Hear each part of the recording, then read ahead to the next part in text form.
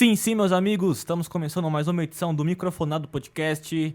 E antes de apresentar o convidado, como sempre, eu peço que você se inscreva no canal, aperta o botãozinho do like. Se quiser colaborar com o Pix, que ajuda bastante também, o link está na descrição aqui embaixo.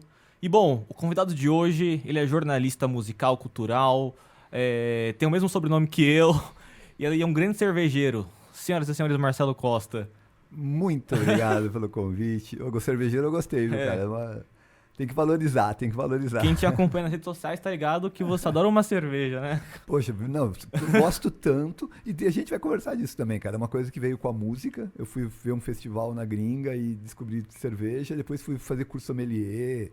Aí me aprofundei na área, assim. Vamos falar sobre isso, cara. Bom, Marcelo, falta alguma coisa na apresentação, cara? Não, cara, é isso aí. Estamos aí trabalhando com cultura há 22 anos. Muito mais cultura independente. Cheguei a dar sorte de poder colaborar com alguns grandes veículos de música nos últimos anos, nos últimos 10 anos, mas 15 anos iniciais ali foram de batalha independente no Screenel, que está no ar até hoje, felizmente. Sabe-se lá até quando, mas estamos firme e forte. Queria começar com isso, cara. Como é que você caiu no jornalismo cultural? Assim? Cara, eu sou de uma geração nos 80, né? Filhote total do rock nacional e filhote da revista Bis. Saudosa Revista Bis. Saudosa Revista Bis. A Revista Bis ela foi minha faculdade de jornalismo. Eu sempre sonhei ser jornalista, uma coisa que é um pouco influência do meu pai, que também quis ser jornalista, trabalhou com rádio e tal, mas nem chegou a se formar no colegial. Mas acabou trabalhando em rádio e tal. E eu sempre via isso com uns ares bem românticos. E aí a Bis, aproximando essa coisa de música, me fez sonhar em trabalhar com isso, mas era uma coisa muito distante. Em Taubaté, a gente tem uma universidade lá que é uma autarquia, que ela é meio do estado, meio do município e meio pública.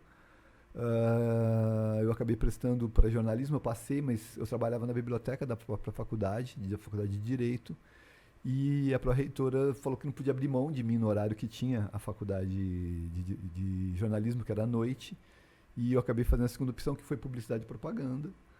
E lá eu conheci um monte de gente legal, foi uma faculdade espetacular para mim, eu acho que ela foi mais importante que a faculdade de jornalismo, se eu tivesse feito a faculdade de jornalismo.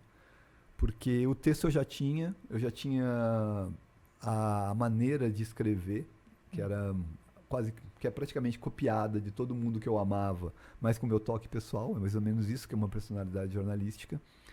E eu só precisava chegar nas pessoas, né? E acho que a faculdade de publicidade me ajudou a chegar nas pessoas. Foi bem legal, assim. Isso surgiu com o Screenel mesmo, Screenel em papel.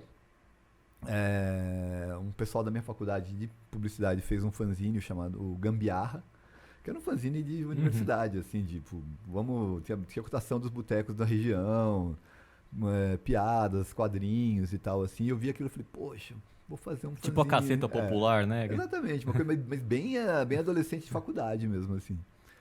E aquilo ali me inspirou a fazer Screenel. Eu mostrei para um outro amigo meu que ele chegou no dia de Natal mesmo, 25 de dezembro, assim, de 96. Ele chegou em casa assim, pô, vamos conversar. Aí a gente sentou e falou, cara, eu quero fazer um fanzine, assim, assado. Ali a gente rascunhou o bonequinho do que seria o Screenel, o número 1. E nasceu ali. Isso já era uma coisa assim do tipo, bacana, minha vida está decidida, eu vou me formar em publicidade, provavelmente eu vou migrar para comunicação social e vou dar aula e vou morar minha vida inteira em Taubaté e vai ser isso o resto da vida, vou casar e ter filhos e vou trabalhar aqui. Comecei a fazer o Screenel e uma das coisas, eu já conversei isso muitas vezes com várias pessoas, nunca foi uma coisa planejada, apesar de parecer, mas a tiragem que a gente fazia do Screenel, eu fazia tipo 200 exemplares, 100 eu mandava para pessoas que me inspiraram. Então, Luz Ribeiro, Marcelo Orozco, Tales de Menezes, Ana Maria Baiana, todo o pessoal da MTV na época. Todo mundo recebeu o fanzine Screenel, sabe? E não era uma coisa assim, tipo, o que eu tô fazendo? Não, era uma coisa assim, tipo, vocês me deram tanta coisa legal. É meio que um obrigado, né? Estou fazendo isso aqui, a gente está falando de música, estamos falando, a gente sempre procurou falar de música que os jornais não estavam falando também, tipo, não era uma coisa, vamos competir com a Folha, sabe? que passou a ser um desejo do Screenel quando virou site no futuro. Era uma coisa assim, bacana, não estão falando do Belen Sebastian, vamos falar nós do Belen Sebastian, sabe? Não estão falando do mundo livre, vamos falar a gente. E eu acabei ficando próximo de muitos desses jornalistas, do Marcelo Orozco e do Lúcio Ribeiro, principalmente, que me trouxeram para trabalhar em São Paulo. E aí eu entrei na profissão mesmo, assim. Então foi uma coisa quase que acaso, quase que não planejada, mais planejada, digamos assim. E você sempre foi na editoria da cultura, da música, ou chegou a trabalhar em outras? Cara, eu trabalhei em todas as editorias, menos de música. Sério? Quando eu vim para São Paulo para trabalhar no IG.com, né, quando o IG estava surgindo em 99, e era o IG.com naquela época, era IG Economia. O .com era de economia, assim. E a gente fazia, e era nova economia, teles, essas coisas todas, assim. Aí eu saí de lá para ir pro Terra, trabalhar no Terra, na verdade. Eu acabei indo eu concorri a uma vaga de editor de música, e o pessoal gostou pra caramba do currículo e falou, não, você vai ser sub de diversão e cultura, sabe? Que é mais cuidar de famosos, toda a árvore, incluindo música, que eu acabei fazendo entrevistas, fazia textos, publicava lá no site do Terra, mas eu não era o editor de música, não era minha. Tinha um cara lá para fazer isso, e eu acabava, vou escrever tal coisa, vou cobrir tal show. Mas acabei não fazendo música lá também, não sendo cara de música. Aí acabei fazendo cidades no UOL, esportes no Notícias Populares, e o principal, que foi o principal gancho meu nesses anos de internet, foi capa. Fui auxiliar de capa no IG numa primeira passagem, depois eles me chamaram para ser editor de capa. Eu fui editor de capa do IG durante 5 anos. Nenhum desses. Aí no IG eu acabei tendo uma coluna de música, que era Revolution, que era um blog de música dentro do IG, junto com a Popload, do Lúcio Ribeiro também. E isso era meio que tipo, não fazia nada. Tudo que eu fazia de música era pro Screenel. Aí para todos esses, tipo, os portais que me pagavam o salário, era cidades, era famosos, cobri BBB pra caramba, no Terra principalmente, cobri BBB pra caramba. Então eu fui começar a escrever de música mesmo pra Rolling Stone e pra Billboard já em 2009, 2010, assim. Foi quase tipo uns 8, 9 anos depois que eu comecei a trabalhar com jornalismo na internet, que eu fui começar a escrever de música pra alguns lugares, assim. E nessas grandes revistas, né? Sim, sabe?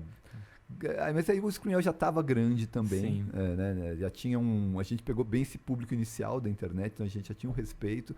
E aí, cara, quando você começa a cobrir festival, começa a cobrir show, você encontra sempre as mesmas pessoas, os mesmos jornalistas. A gente, tipo, participava da comunidade da Bis, então a gente acaba virando todo mundo amigo.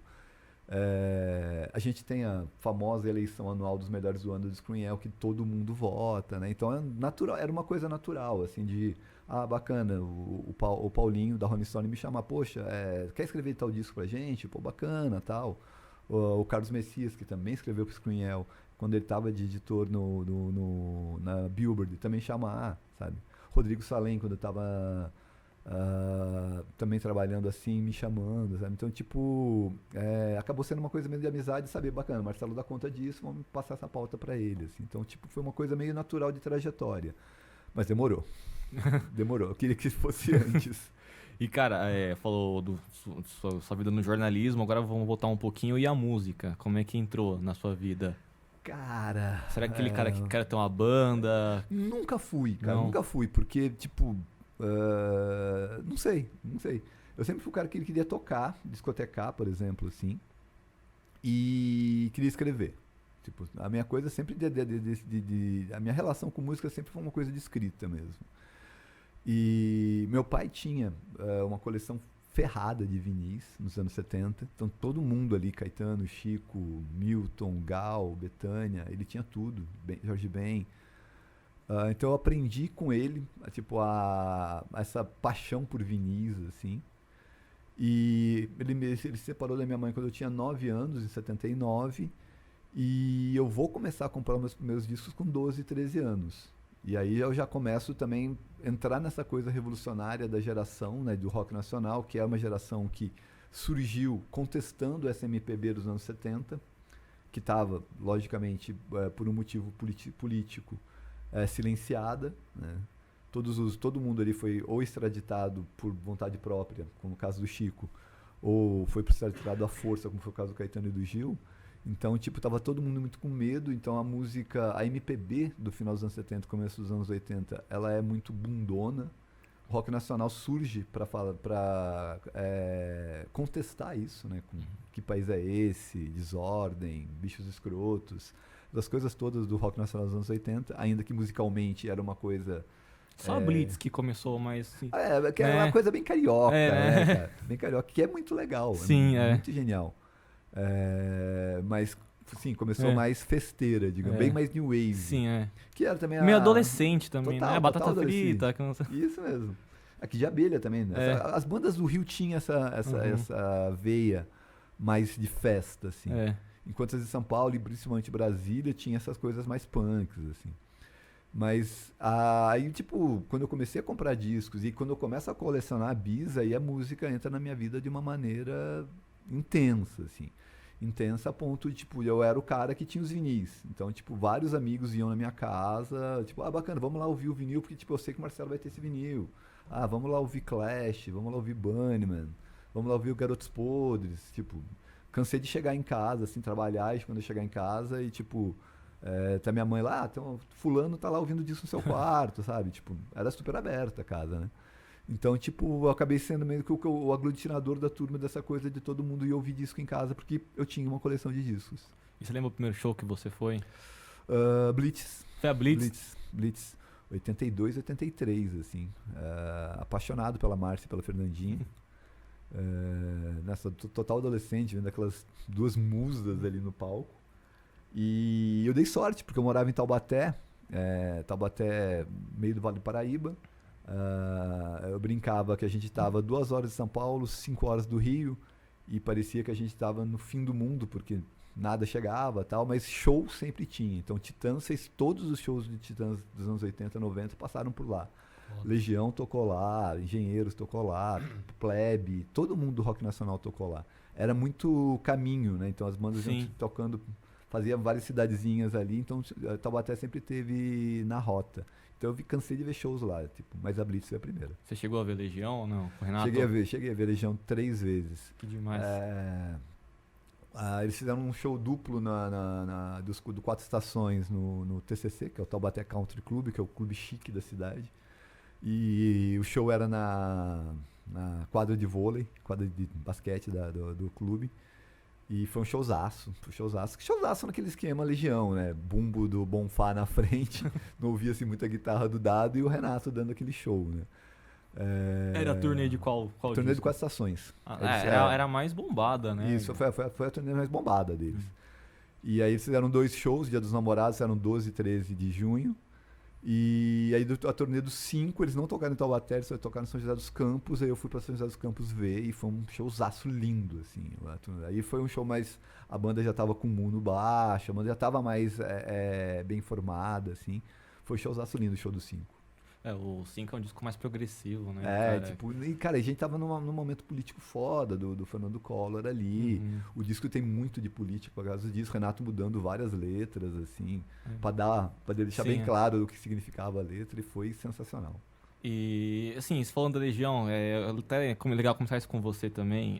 O que você acha dessa briga que tá tendo do Dado e do Bonfá com o herdeiro lá, cara? Cara, é extremamente inaceitável, é uma babaquice tremenda, assim, mas mostra muito... Quem é ele, né? Quem é ele, e mostra muito essa coisa capitalista de que se você compra uma coisa, você tem mais poder sobre isso do que a própria arte, né? Então, tipo, não é a primeira vez na música pop que acontece, né? Tipo, quando o Michael Jackson comprou o catálogo dos Beatles, e foi uma coisa, gente, tipo, o cara pode fazer qualquer coisa com o catálogo dos Beatles, mas...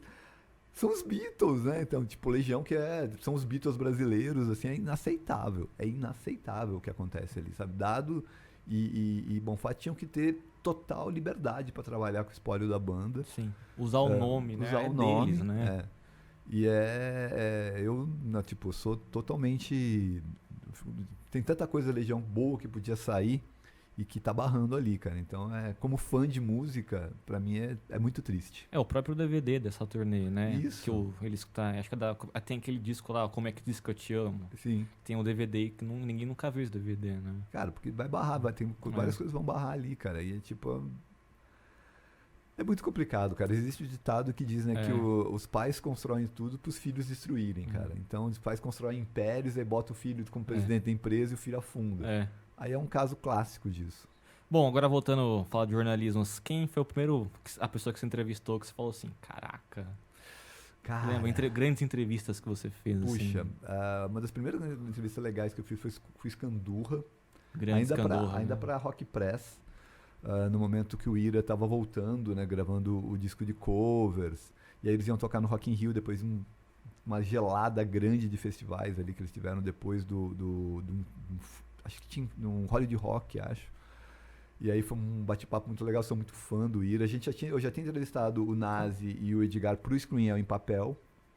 Acho que essa entrevista é inédita, inclusive, no site, acho que eu nunca passei ela pra lá. No show que eles fizeram em Taubaté, eu acabei conversando com eles, assim, e foi muito legal. Nessa fase do começo, assim, porque aí teve isso, né? É uma coisa, a gente começou falando de jornalismo, da onde que eu nunca tinha trabalhado, mas eu acabei escrevendo para Rock Press também. Fiz várias capas da Rock Press. Uma delas foi uma entrevista que é para mim a minha entrevista favorita até hoje, que é com o Yamakuro, do Echo and the Bunnymen, que foi sensacional. Tipo, eu sou fanático por Echo and the Bunnymen, é a minha banda favorita. E uma das coisas que eu sempre tive cagaço com o jornalismo é que o jornalismo, de conhecer ídolos, é que muitos deles têm a manha, né, de ferrar tudo aquilo que você idolatrou do cara, né, cara? Dá um medo. Te decepcionar, né? Você fala assim, porra, ouvi tanto esse cara e agora eu vou conversar com o cara e o cara é um babaca, sabe? É o medo, né? É o medo de... O jornalismo, ele ajuda nisso porque o cara olha pra você com... Ele que te respeita, né? Sim, tipo, né? Aquela coisa do fã que chega, tipo... E aí essa entrevista com o Yamakulu foi sensacional porque ele tinha dado uma coletiva um ano antes e essa era uma exclusiva minha. Então eu entrei no hotel para conversar com ele. E muito no começo, assim, ele estava muito pisando em ovos, assim, sem saber como que ia lidar comigo. E eu pisando em ovos sem saber como ia lidar com ele. Um cara super forte, tem uma personalidade forte. Ele é conhecido como Mark the Wolf, porque ele detona todo mundo. Tipo, o cara que você deu, tal banda, uma porcaria, tá assim. E eu não sabia como que ia lidar com isso. E, tipo, depois de 4, 5 perguntas, ele já tava super entregue, a gente conversando super bem. Aí eu queria fazer um cabra cega com ele, que era colocar músicas no Discman pra ele comentar, que ele nunca tinha ouvido. E ele adorou. E o Discman não funcionava. E ele tinha gravação com a MTV, tipo, 6 da tarde. Peraí, só um minuto. Aos jovens que não sabem o que é Discman, Discman é um aparelho que você colocava CD e ouvia. Isso, exatamente. Então hoje esses streamings aí tem uma coisa chamada Discman. Exatamente. Você tinha que andar com uma mochila com vários CDs, fosse viajar, pra ouvir no Discman. Isso, CD que já é uma coisa que tem que explicar, né? Aquele disquinho transparente, tipo, né? E o Discman foi uma evolução do Walkman, que era com fita cassete. E eu botando nisso pro Ian ouvir, né? Eu falava, eu queria fazer isso que você topa. Ele, bacana, vamos fazer sim. Adorei a ideia e tal. E a menina da assessora, assim, da Sun Records, assim, cara, a gente tem que levar ele pra MTV, ele vai entrar ao vivo no jornal da MTV e tal. Assim, legal, vamos rolar aqui, tipo. E começou a dar pau no Discman, não rolava. E ele assim, eu só saio daqui depois que fazer. Não, vai ter MTV. Eu só saio daqui depois que fazer isso. Eu acho que ele entrou no segundo bloco do jornal da MTV, que atrasou e rolou. E foi sensacional, foi divertidíssimo. Você lembra o que você mostrou pra ele? Cara, mostrei Titãs, a maior banda de todos os tempos da última semana. Ele amou. É um disco que o Jack Endino produziu, né? E é uma batidinha ska, né, cara? E ele assim, cara, lembra Madness, lembra Specials, adorei e tal. Mostrei Strokes, que tava começando a ser bombado, né? O Is This It. Ele não só gostou, como ele levou pra ele. Ele disse, posso levar pra mim? Você vai falar não. Né? Tipo, não, leva, claro. Ele ficou ali, né? Um acorde, 2 acordes. Cara, isso é muito legal e tal. Botei Manics to Precious, que ele detonou. E ele contou uma coisa que ele adiantou uma coisa ali que tipo foi se realizar tipo 7, 8 anos depois, que é uma parceria dele com o James, do Manics, que ele fala assim, pô, eu toquei So I So Sad. E ele assim, cara, eu gosto do Mannix. Eu não gosto muito desse lado político deles, assim, sabe? Essa coisa de Cuba e tal, assim, eu não curto muito. Mas o Jonathan não, o James sempre me chama pra fazer uma coisa junto e nunca calha, assim. Eles vão acabar gravando uma música junto uns 7, 8 anos depois, assim. Mas ali no Scream ele já adiantava que essa parceria rolava. Mostrei Mercury Heavy. E ele tirou sarro, assim, cara, a voz dele parece Mickey Mouse. Eu gosto do Jonathan Hill também. É outro cara que já falou que o Echo and the Bunnymen é uma influência pra ele. Só que, cara, tipo, eu não consigo curtir. Mas as duas mais legais, assim, foi uma. Eu mostrei um bootleg, que era. Eu acho que era o Echo and the Bunnymen tocando Pale Blue Eyes. Eu acho que era Pale Blue Eyes também, não lembro qual. E assim, ele começa a ouvir e fala, poxa, legal, quem é? Eu falei, você. Ele, não sou eu não, a gente nunca tocou Pale Blue Eyes. É você sim. Ele, não sou eu. Tô falando pra você que não sou eu, a gente nunca tocou essa. Pode ser, sei lá, The Church, pode ser tantas bandas, mas não sou eu não, cara. Tá legal a versão e tal. Eu falei, mas vocês nunca tocaram essa? Porque é um bootleg que circula por aí falando que é você. Ele, não sou eu não. Tal. E afinal, era ou não era? Não era. E toquei a John Lennon cantando Be My Baby. E ele não adivinhou. E ele ficou muito assim, tipo, cara, como que eu não adivinhei? Assim, ele, cara, assim, começou a tocar Be My Baby, ele, cara, é uma das melhores músicas de todos os tempos. A versão tá espetacular. E, cara, tipo, cara, eu conheço essa voz. Ela falou, quem que é? Ele falou, eu falei, é o John Lennon, é do box. Ele falou, cara, eu tenho esse box, mas eu não ouvi inteiro ainda. E, cara, eu amo o Lennon. E é o Phil Spector produzindo, não é? Eu falei, cara, foi demais. E teve alguém que te decepcionou? Do tipo, putz, foi mega mala, assim, com você? Cara, assim, que eu lembre de cara, não. Assim, de entrevista, a gente deu muita sorte mesmo de muitas coisas fluírem muito mais bem do que mal, porque a gente tinha uma coisa copiada do Pasquim, que era sempre fazer com que a entrevista fosse como se fosse um boteco. Tem um livro muito bom, que é o Pasquim na Música. Isso. Que são as entrevistas que eles fizeram com os nomes da música. Tem e Tom Jobim, tem muita gente. E as ideias das entrevistas com os Queen sempre foram ser um boteco, assim, fazer entrevista em bar, ou fazer entrevista na minha casa com caixa de cerveja. Cara, não tem como dar errado. Logicamente tem entrevistados que não fluem, sabe? Que você tenta, tipo, engatar a pergunta não entra, o clima não vai, assim. Mas eu acho que isso faz parte da profissão.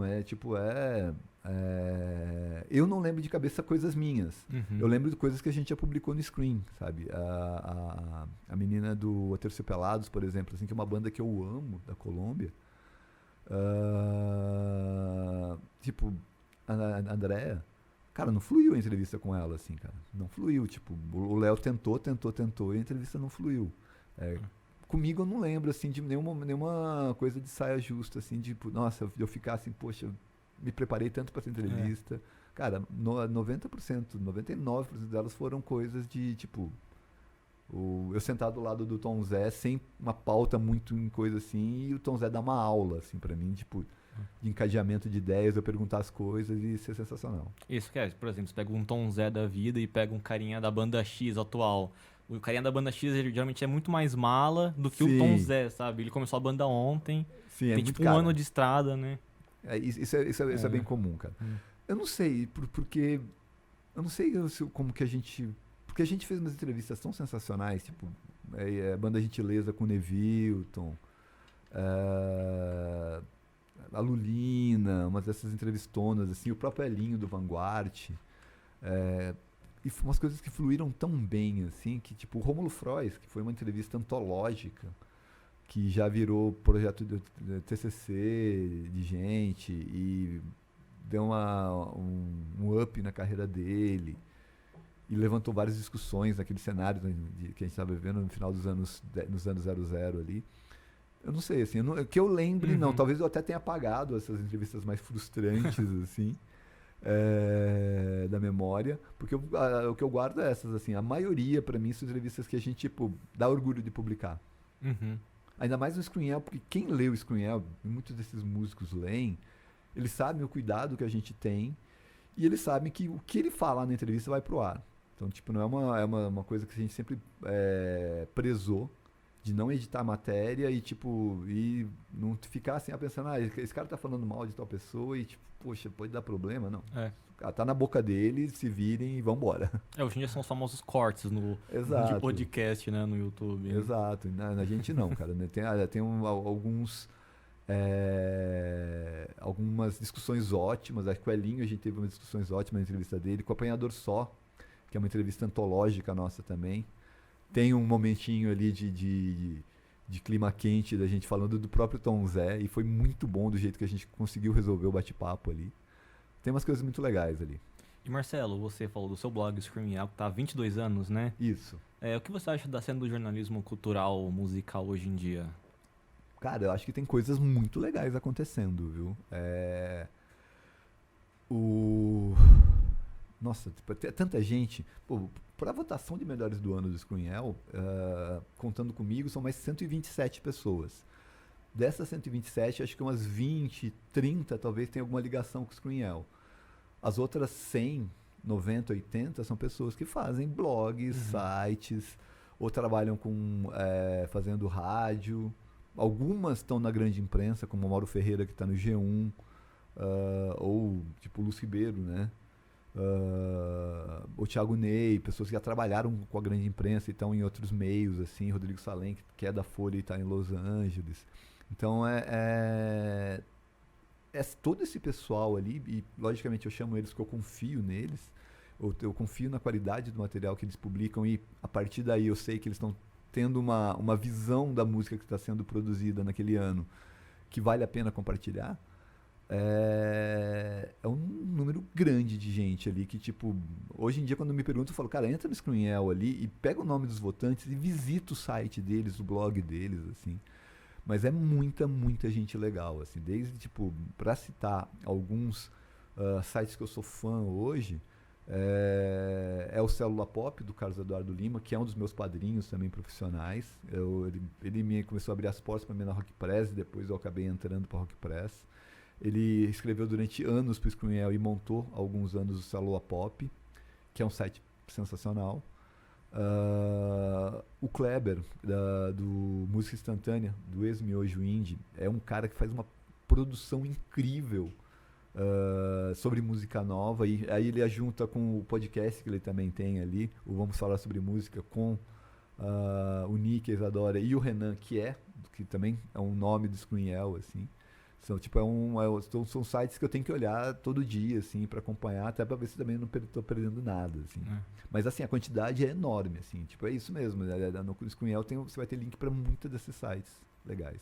E o próprio jornalismo cultural depende muito da cena que está acontecendo, né? O rock está muito fraco hoje em dia, né? Sim. Mas assim, vocês que trabalham, por exemplo, quem te acompanha sabe que você divulga muito, muito disco, né? Muitas bandas novas que estão surgindo. Mas mesmo assim, na sua opinião, você acha que o rock em si tá fraco ou tá sem espaço, né? Nas atuais mídias, assim, a gente tem 89 que toca rock, assim. Existem dois sintomas, assim. O primeiro, sim, é problema de mídia. A gente tem um cenário, principalmente no Brasil, isso não existe nos Estados Unidos e na Europa, mas principalmente no Brasil, em que a gente foi vilanizado pelo jabá. Então as rádios ficaram viciadas em ganhar dinheiro vendendo espaço publicitário, que era vender o espaço de uma música para a música ser veiculada como se fosse uma propaganda. Então, muito pouco do que se toca em rádio hoje no Brasil é coisa que não é coisa espontânea. Então, toca-se coisa paga. E aí, tipo, é muito caro e muita artista não paga. Principalmente os melhores, né? Então, por causa disso, muita coisa boa não toca. Então, esse para mim, isso num cenário geral, sabe? Não só rock, mas num cenário geral. Então, tipo, os caras preferem tocar Enter Sandman ou Epic, Fade No More, sabe? Músicas de 30, 40 anos atrás, do que tocar música nova do Metallica, por exemplo, sabe? Porque, tipo, aquela música não tem mais como o cara falar assim, porque se ele tocar uma música nova do Metallica, ele vai vender um disco do Metallica. Então, e pra ele falar assim, não vou vender esse disco de graça. Ele prefere tocar uma música antiga que não vai vender mais nada, todo mundo já ouviu, todo mundo já tem e tal, assim. Então, essa coisa de jabá é uma coisa seríssima. Talvez, se a gente construísse um circuito de college radios, como existe nos Estados Unidos, com faculdades tocando música, tendo, sabe, dial de rádios, com o pessoal de comunicação social, pessoal de rádio mesmo, tendo programas e tá cada um livre para tocar qualquer música, talvez a gente pudesse sair desse lodo de jabá. O outro, em relação ao rock, também ele combina com o momento social que a gente tem vivido, principalmente nos últimos 10 anos, mas que ascendeu nos últimos 5, que é a força do feminismo e da voz feminina na música. Isso vem em choque com o que o rock, principalmente masculino, fez nas últimas 5 décadas. Então, eu, por exemplo, eu tenho falado muito isso, eu comentei isso em algum lugar, que eu acordei até com ressaca, uma ressaca moral, que eu desci tanto a lenha nesse rock masculino, e quando eu falo rock masculino é Foo Fighters, quando eu falo do Stone Age, esse rock meio umbiguista, que fala de coisas de homem, né? Num mundo que é cada vez mais feminino, né? E acho que tem bandas novas legais surgindo, muito bacanas, sabe? Masculinas. Porque eu não vejo sentido no disco novo do Foo Fighters. Eu não vejo sentido no disco novo do Queens, sabe? Porque no disco novo do Iron Maiden, eu não vejo sentido. Porque é um cara, eles já falaram tudo isso, que já falaram, a música é a mesma, não vão fazer revolução musical nenhuma. Não vai tomar novidade, né? É uma perpetuação de cenário, sabe? E não vão lançar disco bom. Que tipo, o Foo Fighters nunca vai lançar um disco tão bom quanto o segundo que eles lançaram, sabe? Pearl Jam nunca vai lançar, ainda que o Ed Vedder seja um baita letrista que consiga fugir um pouco dessas amarras de rock sexista que muitas dessas bandas tenham. E paralelamente você vai ter nomes femininos sensacionais, como Sam Vincent, Angel Olsen, Lucy Dacus, a Phoebe Bridgers, que infelizmente cancelou o Lola. Sabe? Você vai ter a gente teve então um momento de descida desse rock masculino, de guitarra, másculo, né? E subida desse rock feminino, um pouco talvez mais delicado, mas com textos fodas, reclamando um lugar ali. E paralelamente você vai ter uma ascensão do hip hop tomando esse lugar verborrágico que o rock tinha, né? Esse lugar de contestação. Sim. Então, tipo, qualquer disco do Emicida, do Baco, tipo, dessa leva nova do rap nacional, Criolo, né? do Criolo, eles vão ser muito mais roqueiros em texto do que um disco de qualquer uma dessas bandas novas de rock brasileiro. Assim. Então, tipo, a gente tem uma confusão de cenários se chocando, e esse rock de guitarra que a gente aprendeu a amar, ele acabou caindo nesse estigma de rock machista, de textos. Tem banda que foge disso? Tem. O Black Pantera acabou de lançar um disco novo. É uma das novas bandas sensacionais do Brasil, né? Tá lançando via Deck, com texto violentíssimo, texto fortíssimo, né? 3 negros ali, podendo lançar uma música como Fogo nos Racistas. Mas, tipo, o cenário encolheu. O cenário encolheu muito porque é isso. O que existe de melhor na música hoje é feito por mulher. Sim, eu acho que o momento que a gente vive hoje em dia era pra gente ter alguma banda chutando a porta, né? Sim. Por exemplo, as músicas, que nem a gente falou no começo da conversa, aquele período da ditadura lá, e aí a gente não tem mesmo, né? O que a gente tem são bandas novas, por exemplo. Não tô querendo xingar as bandas aqui, pelo amor de Deus.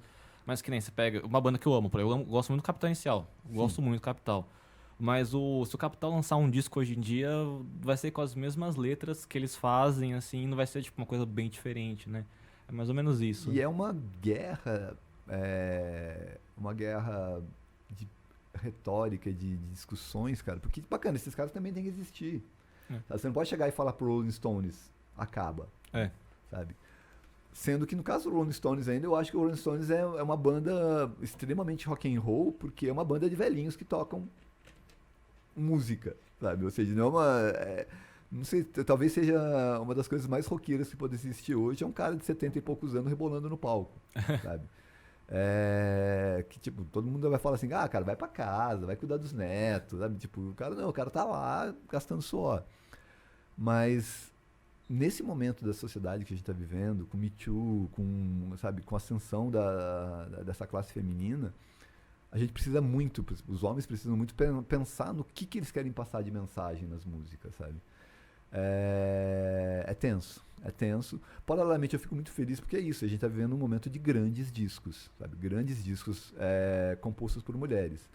Não sei se o rock precisa, não vai morrer, sabe? Essa coisa besta de, o rock morreu, nunca vai morrer, sempre vai ter uma banda sensacional surgindo. Só que é isso que tu falou, assim, a gente está num momento em que, a gente está num momento semelhante em caos do que o que a Inglaterra vivia em 78, 79, sabe?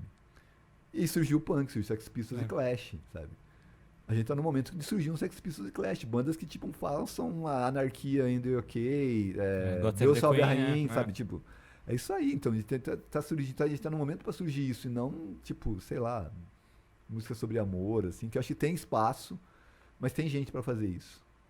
O Ramones não é punk pra você? Cara, o Ramones é uma bandaça, assim, É que eles chamam às vezes, tipo, I Wanna Be Your Boyfriend, sim, né? sim. Não, mas eles são. Mas acho que o punk não tem que ser necessariamente sobre status quo. Abre espaço para essas coisas, assim. Muita gente não acha o Ramones punk, assim, mas eu acho que o punk rock, ele tem... ele abarca tudo, sabe? E muitas vezes um texto romântico é extremamente punk, sabe? Em vários contextos, assim, um texto romântico pode ser punk. E Ramones é um ícone. Ainda falando da cena feminina, uma cantora que eu não... Assim, o som dela não me agrada em nada, mas assim, a gente tem que bater palma pra que essa mulher tá fazendo, que é a Anitta, né? Sim. Cara, eu acho a Anitta muito punk rock. Eu acho a Anitta muito punk rock. Não pelo som, mas pelas atitudes da Anitta. Tipo, a Anitta, ela peita o presidente na rede social e que se dane, sabe? Ministro, tipo, qualquer um. Sim, ela critica mesmo. Ela faz o que muito roqueiro não faz, entendeu? Então, eu acho a Anitta muito punk rock. Ela tá fazendo um puta sucesso lá fora. E ela tem atitude. A Anitta tem atitude. Tipo, eu não vou no show dela, não compro um disco, o som dela não me agrada. Mas eu respeito muito ela e como você da cena feminina, né? Eu acho que é isso. Eu acho que você, cara, você matou a pau a charada. É isso aí. Eu cheguei a fazer um trabalho de ouvir bastante o Bang, assim, pra uma ferramenta aí de streaming. E tem umas coisas legais ali, eu gosto de uma coisa ou outra, assim, mas não é uma artista que eu coloco em casa pra ouvir, sabe? Só que, cara, ela representa, com a voz que ela tem, com o acesso às pessoas que ela tem, tudo que ela faz é extremamente punk rock. Muito punk rock. Sabe? Tipo, então ela é muito importante, sim, sabe? Até pra ser um exemplo para jovens cantoras pop mesmo, não precisa nem ser rock ou funk, tipo, cantoras pop. Você fala, pô, a Anitta tá fazendo isso, eu acho que eu tenho que também tomar posição, eu tenho que tomar um lado, sabe? Porque a gente não tá num período que dá pra ficar em cima do muro. Sim, total, né? E, bom, cara, você falou do Lola, né? Dos festivais. Vai ter o Lola agora no final do mês. E uma coisa que me incomoda muito é o preço do ingresso do Lola. Até a gente tá comentando de começar o programa sobre as credenciais e tudo. Por que o Lola é tão caro? Cara, aqui é uma pergunta que difícil de responder. É muito difícil a gente criticar ou falar, assim, porque, cara, eu não sei como que é a planilha de custos, sabe? Uhum. E o Brasil é um país raro, assim, cara, em que a gente, às vezes, que tudo isso é muito fechado, né? Pouca empresa, assim, abre os custos. Bacana, ó, eu tô cobrando isso de tal coisa porque eu tive gasto nisso e o preço final é esse. Poucas empresas fazem isso. Algumas bandas fazem, eu acho sensacional. O Loop de Loop fazia, sabe? Bacana, o gasto da turnê é esse, então, tipo, a gente vai comprar o ingresso de tanto porque a gente precisa ver isso, pagar gasolina aqui e tal, tipo, explicando, né?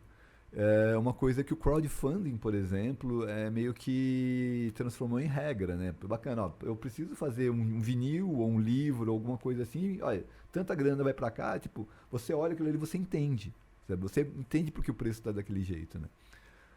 O Lola, tipo, a gente a gente olha assim e fala, cara, tipo, é muito surreal, é muito caro. é quase metade do preço do ingresso num festival internacional, sabe? Tipo, você consegue no Primavera pela metade do preço, só que você tem que pagar avião, estadia, ou seja, acaba tudo sendo mais caro no geral, assim.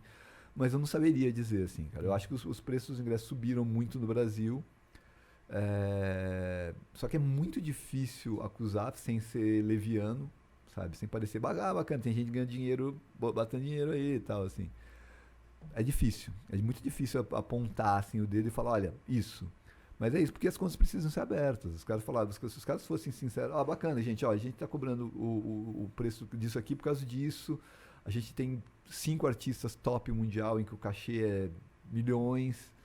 E aí a gente tem tantas ativações que vão reverter em tanto de volta pra gente. O lucro nosso vai dar em tanto. É isso que a gente estava imaginando e por isso que o ingresso é tanto. Falta isso, viu? Falta isso. Mas só que não é só pro Lola, falta isso para qualquer festival no Brasil, assim. O Rock in Rio também é uma incógnita, assim. O que você acha do line-up desses festivais? Tipo, tudo muito igual? A gente tem O Rock in Rio traz o Metallica e o Iron Maiden todo ano. Não, o Rock in Rio é uma vergonha em termos de curadoria.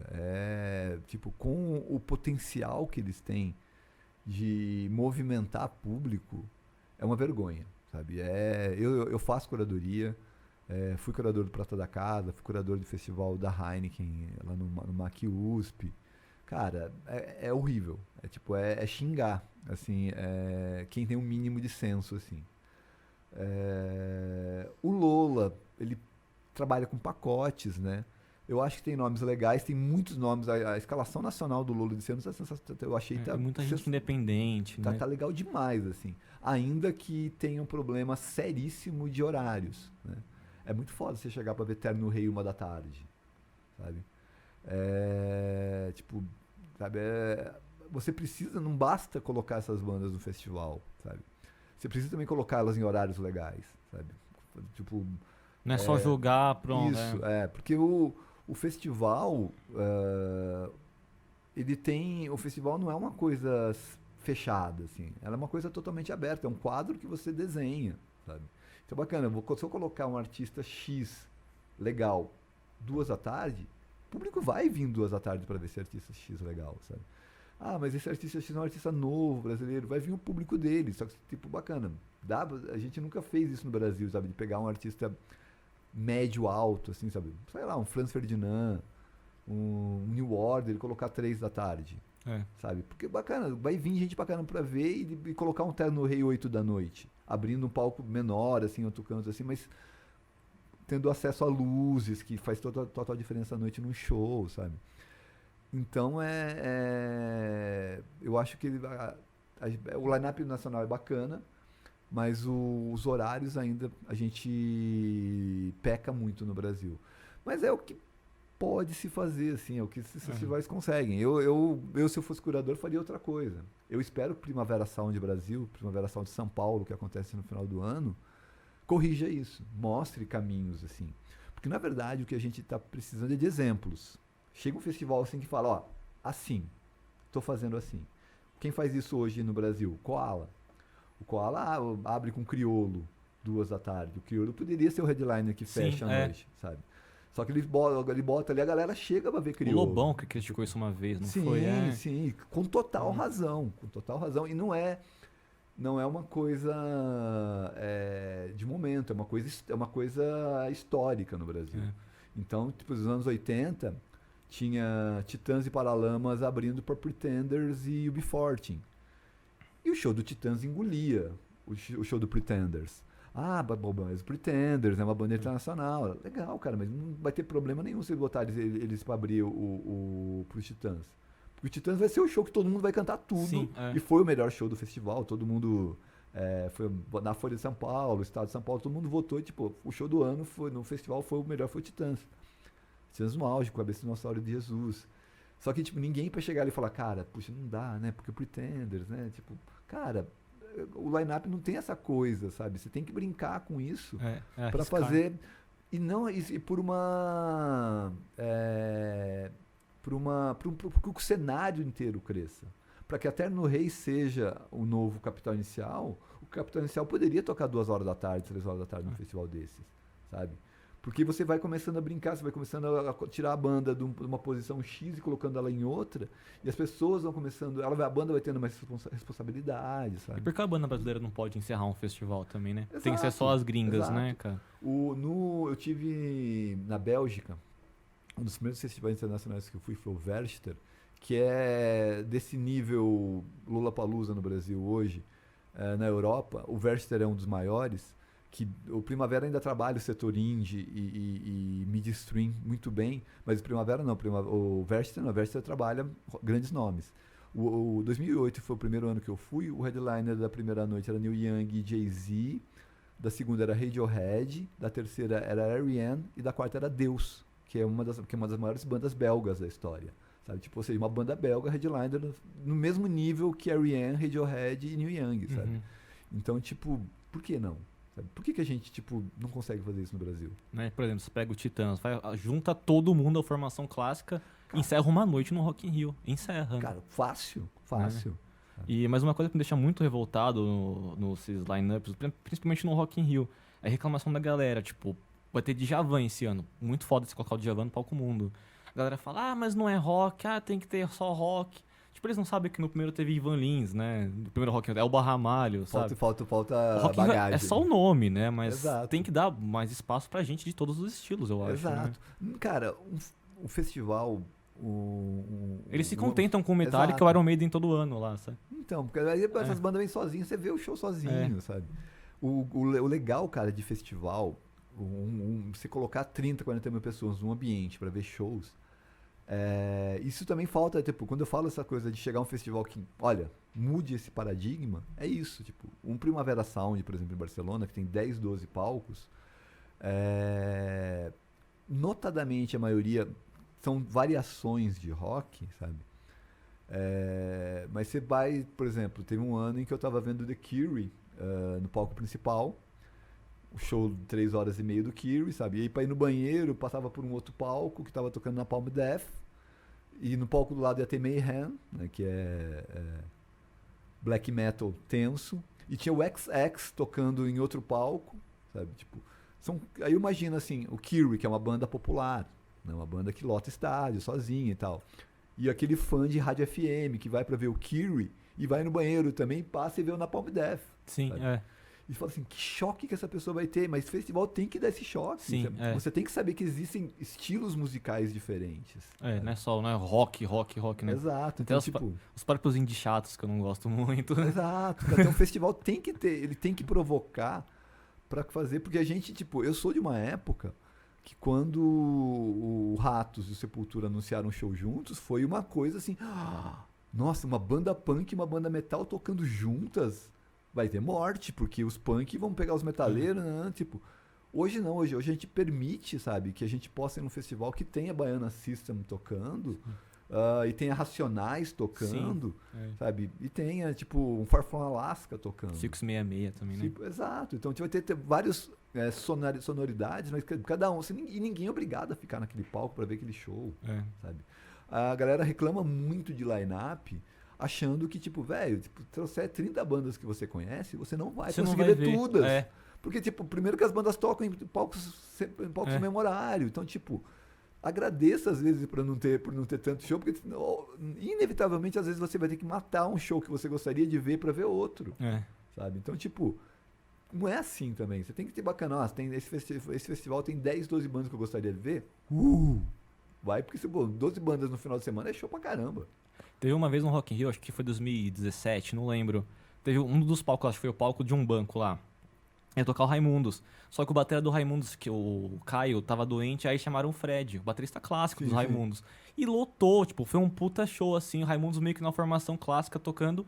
Uma coisa que poderia estar no palco principal, o Raimundos, tocar a formação clássica, né? Sim. Mas era um dos palcos pequenos lá, o Raimundos com o baterista da formação clássica original, cara, né?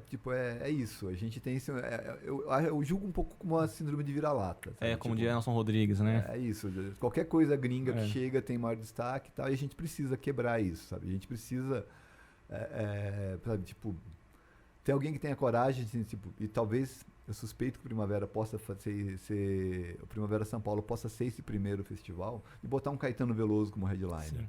sabe? E botar muita babá, bota um artista muito legal internacional antes do Caetano, sabe? É. Pra, tipo, cara, olha os caras colocaram Caetano, sabe? Tipo, cara, a gente, pô, assim, artista pra fazer essa função a gente tem de quilo.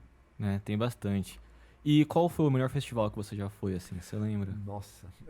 Foram quantos? Foram muitos, assim. Mesmo, tipo, um Coachella, foi um festival que eu nunca mais vou, a não ser que os caras façam um line-up, assim, de, tipo, imperdível. Eu vi um dos shows da minha vida que foi o Arcade Fire, fechando, com um show inesquecível, que foi com bolas caindo, assim. Foi um show que é, tipo, histórico. É o meu show número 1. Show número 2, depois teve o Wilco no 3, tá vendo? Eu já vou ver se eu derrubando tudo, ó. O Wilco no Auditório Ibirapuera e o Bruce Springsteen no Espaço das Américas. 3 horas de show, né? O Bruce Nossa, fez, né? maravilhoso, cara. Maravilhoso. Festival, nossa. Eu gosto muito do Primavera, mas teve um Benicassim 2009, 2010, que é um line-up que às vezes eu uso essa camiseta e a galera, eu vou em festival com ela, a galera me toca, tipo, isso é de verdade, cara? Tipo, que era Strokes, um é headliner, o outro era Arcade Fire, o outro era Arctic Monkeys, o outro Primal Scream tocando Screamadélica, e tinha Portishead, tipo, tinha pelo menos 15 shows antológicos, assim, mas tipo, só as bandas no auge, 2008, 2009, assim, cara. Tipo, eu já fui em vários festivais, galera, cara, é de verdade? Eu falei, cara, e foi incrível, cara, foi incrível. Esse Benicassim pra mim é histórico por causa disso, foi uma good vibe muito boa. Eu tava com amigos também, então foi muito legal. Esse acho que talvez seja o meu número 1, assim, de line-up, assim. Mas Rock in Rio 2001, cara, foi de chorar. Dizem que esse assim, foi um dos melhores, né? sabe, com Ariane, o Young, Oasis, Guns, Cassiedra arrebentando. Cassiedra arrebentando. Teve Blitz, que foi um dos momentos, assim, tocando Você Não Soube Me Amar, cara, tipo, levantando poeira, cara. Tipo, começou a virar de coisa de poeira, assim, da galera pulando, cara. Tipo, foi incrível esse. Você viu todos os dias desse Rock in 2001? Vi ou não? todos os dias, inclusive Sandy Júnior. Da hora, estavam no auge naquela Tava época. no auge daquela. Mas ainda, tipo, tivemos outras. Teve Chili Peppers também, né? Teve Chili Peppers, mas Chili Peppers foi o show clássico do Chili Peppers. Começa lá no auge, começa a É descer. tudo igual, né, descer, cara? Eles abrem com Tipo, Can't Stop, né? E O vai. show começa numa vibe sensacional e parece que em algum momento desligam a energia, só fica o Flea pulando pra lá e pra cá e. Caramba, mas o show tava sensacional, por que tá decaindo e quando você sai. Teve Queens, né? O show do Nico Olivieri pelado, que saiu escoltado pela polícia. Full Fighters, Beck. Cara, foi sensacional. Foi O Capital no acústico, né? Turnê do acústico, né? Capitão Inicial. É, 2001, né? eu não lembro se eu vi, mas um dos shows nacionais, cara, desse festival foi. Ai, como que é o nome do rapaz? Silvinho Blau Blau. Ah, sim. Silvinho Blau Blau tocando as músicas do Absinto e terminou com o meu ursinho Blau Blau e entrou um cara vestido de ursinho Blau Blau e era o Serguei. Tipo, Saudoso no final, Serguei, no final ele tirou a máscara, assim, o chapéu de goiás, o Serguei. Cara, tipo, todo mundo. Oh. Aí ele pegava o microfone, então, já transei com a Gini Joplin. Contou a história toda vez que ele aparecia, né? Sim. E o Los Hermanos é a única banda que lota estádio, a única banda brasileira. Cara. É, né? Não sei, cara. Ou é porque tipo, eles dão essa pausa e quando voltam todo mundo quer ver e lota o estádio? Cara, eu acho que na verdade há uma. Não sei, não seria insegurança, assim. Eu acho que falta projetos, assim, sabe? A Marisa Monte, o Tribalistas fez uma turnê, né? Aqui, tocou no Allianz Parque, né? Isso. Mas a gente tem potencial, cara. Bandas assim, que, tipo, para Racionais, se fizesse uma grande turnê assim, eu acho que lotaria. O Titãs com uma turnê dessas assim que a gente comentou, sabe? Tipo, bacana, a gente vai fazer 10 shows com formação quase completa em 10 estádios. Imagina que não lota, sabe? Paralamas, talvez. Paralamas não sei. Sabe? Você tava naquele The Police no Maracanã ou não? Não tava. Que dizem que o Paralamas engoliu a banda, né? Eles abriram um show. Cara, não acho difícil. Eles engoliram, depois foi bem melhor, né? O show do Paralamas do que do The Police. Não acho difícil, mas eu não tava, não. Mas eu acho que a gente tem, cara, só que é tudo questão. Isso que você falou, essa coisa pontual do Los Hermanos é um diferencial. Então, bacana, o Paralamas precisa ficar para preparar o terreno. O Skank fez Mineirão. É, mas o Skank, tipo, do jeito que tá agora, assim, do jeito que tava. Tipo, agora, por exemplo, pós-pandemia, todas essas bandas não fizeram shows durante 2, 3 anos. Imagina você botar um Paralamas, bacana, vamos fazer um show com vários convidados especiais em estágio. Lota, pra mim lota. Então eu acho que é muito pela necessidade do Sim. momento. Então Los Hermanos tem essa coisa de fazer shows pontuais e tal. Mas que qualquer banda, se conseguir trabalhar a agenda, bacana. Então, ó, Paralamas, vamos segurar 6 meses, a gente vai começar uma turnê, sabe, do Alagados. Sabe, tipo, e tocando música de todos os discos, mas o Alagados de início ao fim e tal, assim, em 10 cidades, 10 estádios, cara, eu acho que lota. Volta, né? E assim, cara, você já viu muitos shows fora festival? Quantos shows mais ou menos na sua bagagem? Cara, eu tava pensando nisso, assim, que agora eu vou começar a contar. Agora pós-pandemia, eu vou falar, bacana, então foi Rádio Esporão primeiro, Jussara Marçal, Marisa Monte e Marina Sena. Então agora todo show eu vou começar a marcar no blog ali, tipo, que eu vi. Porque eu não tenho ideia. Você Não chegou a tem pegar como. aqueles shows que os ingressos eram R$10? Sim, Show bom, né? sim. Não, nem coisa assim, tipo, eu fui credenciado pro Team Festival Curitiba, que era IAAS, Pat Smith, Beast Boys. E, cara, o ingresso tava R$10, cara. Nossa, Assim, cambiça vendendo a R$10 na porta, assim, cara. Eu falei, gente, tipo, cara, que loucura. Sabe? O Wizard dizem que foi assim lá também. Mas, cara, peguei vários shows muito legais, assim. E peguei essa fase toda de shows pós-Coldplay, né? O Coldplay foi o primeiro show de 3 dígitos aqui em São Paulo, que aí que assustou, assim, cara. Mas cara... E shows de graça da Virada Cultural também. A Virada Cultural era bem legal, né, cara? Hoje em dia ela já era, né? Cara, Acho que ela perdeu perdeu. o brilho, a magia que ela tinha, né? A gente tem que recuperar, cara, porque potencial tem. É que é ruim por causa da violência, né? Sim. Tem muito arrastão, muito assalto, né? Então a gente precisaria fazer um projeto grande, assim, de segurança, de coisa, porque o projeto é maravilhoso. E a gente teve edições bacanas. Eu vi a volta da RPM na virada. Eu não vi RPM, eu vi a volta do Ira. Eu tava na Júlio Prestes lá, eu tava lá também. Eu vi Paulinho da Viola no auditório do Miss, cara, aquele auditóriozinho pequenininho, assim, cara. E foi coisa, tipo, de chorar. Até porque foi esses shows de anedota, assim, porque eu tava vendo um show em outro lugar, falando, vamos ver lá, tipo, e logicamente que não ia ter lugar, né? Cheguei, já tava lotado, e eu fiquei ali, assim, tipo, a minha esposa, vambora, né? Ferrou, já era, né? E eu ali e tal, assim, e aí eu vi uma portinha na lateral ali, falei, tal. Aí, tipo, cheguei de costas ali, abri a portinha, botei a cabeça e tinha um cara numa outra porta lá na frente, só fez assim. Ok, peguei ela pela mão assim, foi assim, o cara, entra aqui, ó, senta na escada. E viu o show, né? Aí vi o senhor sentadinho na escada perto dele, eu falei, gente, que coisa doida, sabe?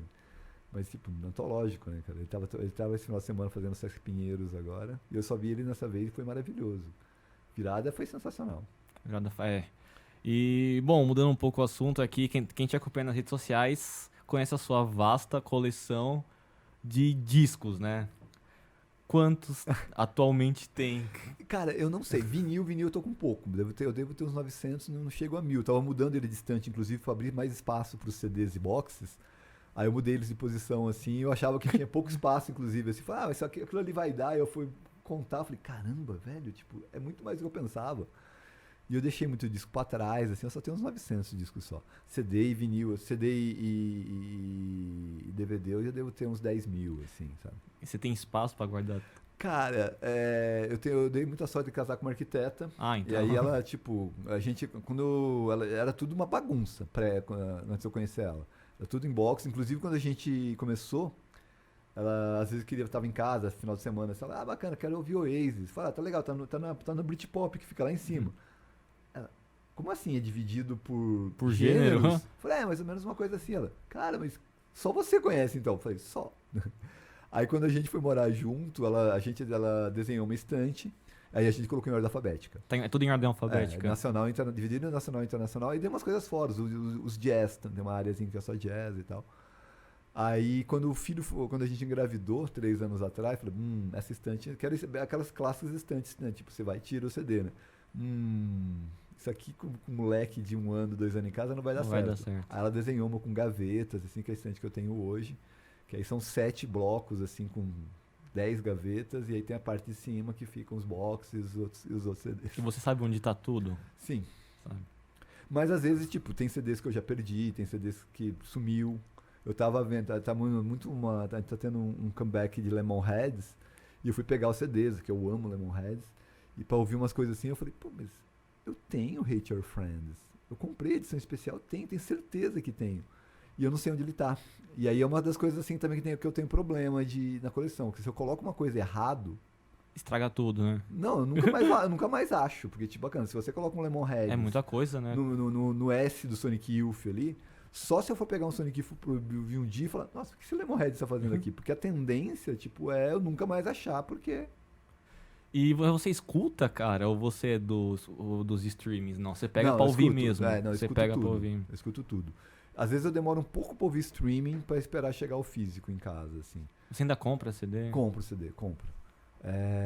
Então eu compro, recebo CD e vinil, assim. Então, tipo, às vezes eu espero chegar em casa, porque eu tenho uma coisa meio metódica de padrões sonoros. Então eu tenho as minhas caixas de som antigas, o meu som. Então, tipo, às vezes eu ouço no streaming, por exemplo, o streaming atual, o meu não está conectado nas caixas de som. Então eu ouço ele na Alexa, por exemplo.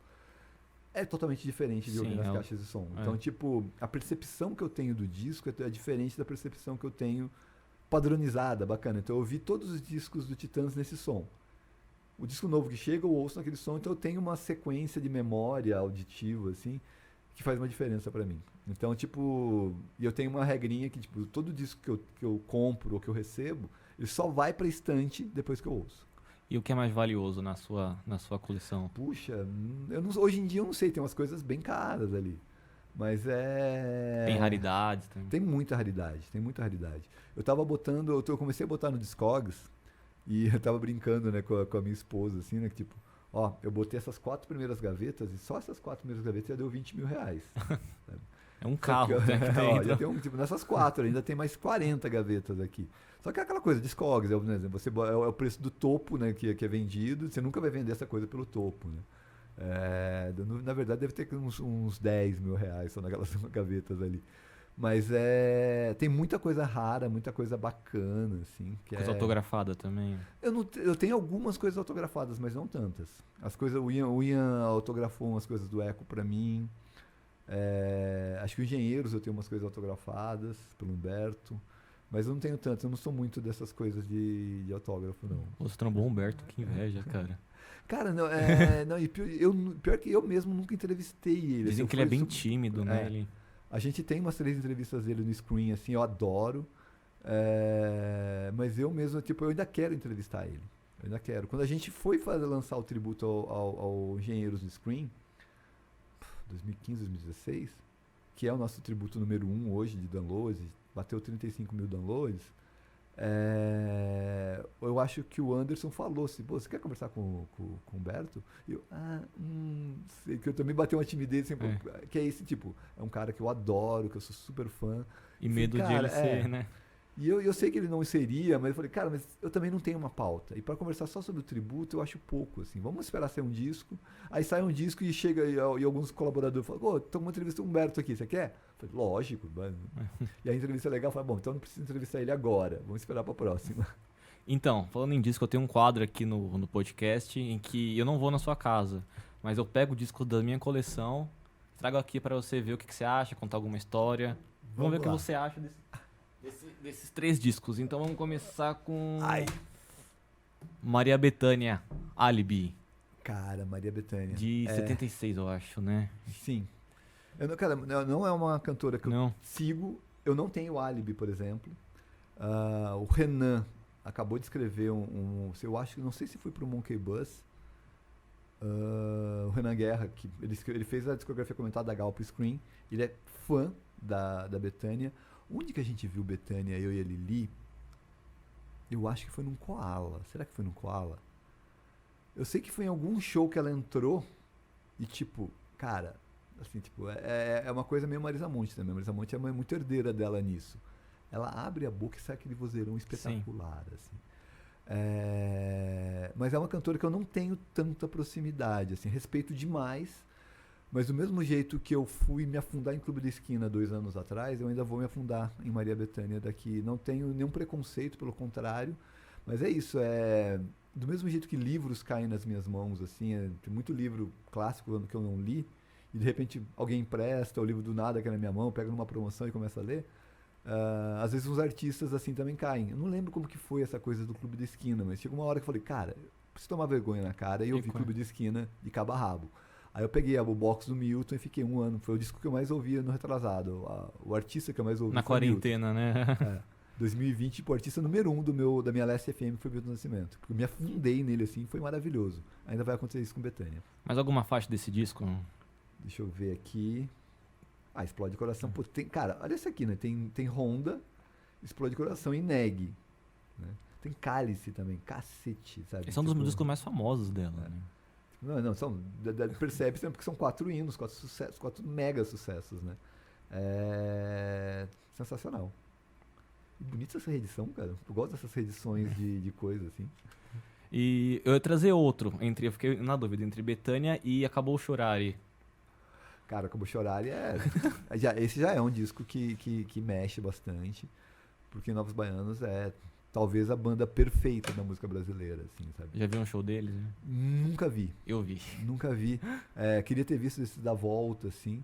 Mas Novos Baianos, esse Acabou Chorare, principalmente, é um daqueles que roda sempre, sabe? Tipo, vira e mexe, ele acaba voltando, Sim. assim. Porque quando você tem uma coleção muito vasta, inevitavelmente tem disco que empoeira e que você retira por algum motivo, principalmente pauta, no nosso caso jornalista, assim. Alguém fala de uma coisa assim, bacana, vou tirar esse disco daqui, tá? O Novos Baianos é um disco que, independente de qualquer coisa, vira e mexe, ele volta. Sir. Paul is Live. Uma das turnês mais famosas dele, Sim. né? Isso é bootleg, né? Né? Não é a coletânea oficial, não. Não, isso não, é o show, né? Mas é gravado de DVD. Eu adoro bootleg, eu sou fãzaço. Cara, esse cara é gênio. É um mestre, E acho né? que... Um Sir, né? E acho que Get Back, o documentário agora... Mostra o quanto ele é... Porque todo mundo... A gente passou ouvindo histórias durante 40, 50 anos, né?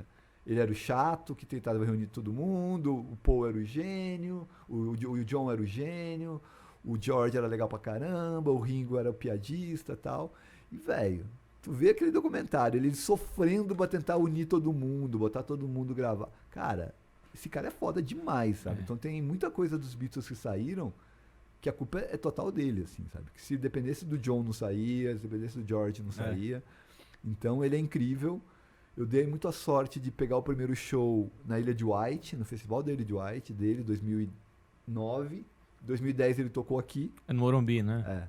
E aí daí em diante eu vi todos. O último foi sensacional, com Metaleira e tal. É foda, é um cara sensacional, ao vivo sensacional.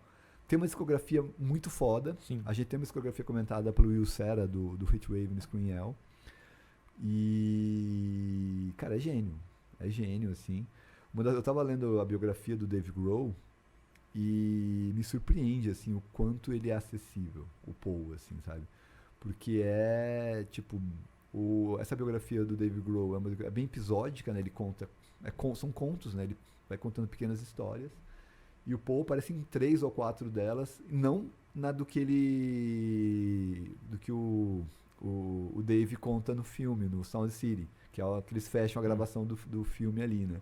Essa história não tá no livro, então tem outras ali, né? Tipo, não, bacana, aí o Paul McCartney veio em casa, não sei o que lá e tal, o Paul McCartney me mandou mensagem, falou, cara... O cara vai na casa dele, né? O Paul McCartney na minha casa. E cara, é impressionante, né? Impressionante, um cara é acessível. A minha anedota com ele é que eu tava em Los Angeles, na Amoeba, que para um bom colecionador de discos é um território de perdição, né? Quando eu estava conversando com eu não lembro do nome do cara. Eu levei o Robert Crumb para comprar vinis aqui em São Paulo. E aí o cara que estava com ele, antes do Robert Crumb descer, falou, se é vocês que vão levar o cara para comprar. Cara, ele já ficou 11 horas em loja de disco já. Então, eu falei, eu já fiquei 8. 8? 8. Eu entrei na Amiba de São Francisco. O meu amigo que estava comigo, o Renato, ele foi pro parque. Parque Golden Gate, e eu fiquei na Biba ali 8 horas, cara. Tipo, porque é uma loja imensa, é muita coisa assim, e não comprei quase nada, assim. Porque eu queria mesmo, tipo, olhar tudo. Eu nunca tinha entrado numa Biba. É a melhor loja do mundo. E eu queria ter uma ideia de tudo que tinha para chegar em São Francisco e comprar. Para chegar em Los Angeles e comprar na filial de Los Angeles. Bacana. Isso aqui é a Amiba, então agora chegando lá já tenho uma ideia de que eu vou chegar. Eu não queria carregar peso pro Coachella e tal. Aí quando eu cheguei em Los Angeles, fomos pra Amiba, eu tava com 3 cestinhas dessas cestinhas de supermercado cheia de discos, CD, vinil e tal, assim. E tô ali, né? Aí o Renato, ele chega perto de mim, assim, ele bate no meu peito, assim, e aponta, velho, agora não, cara, eu tô tenso aqui, vou gastar uma fortuna aqui, tipo, eu vou ter que tirar um monte de coisa. Ele bate no meu peito de novo, assim, o que foi, cara? Aí eu olho assim, eu vejo, em primeiro plano eu vejo aquela maquete do Sgt. Peppers e logo atrás o Paul McCartney. E aí assim, eu olho assim, olho pra ele e ele não consegue falar.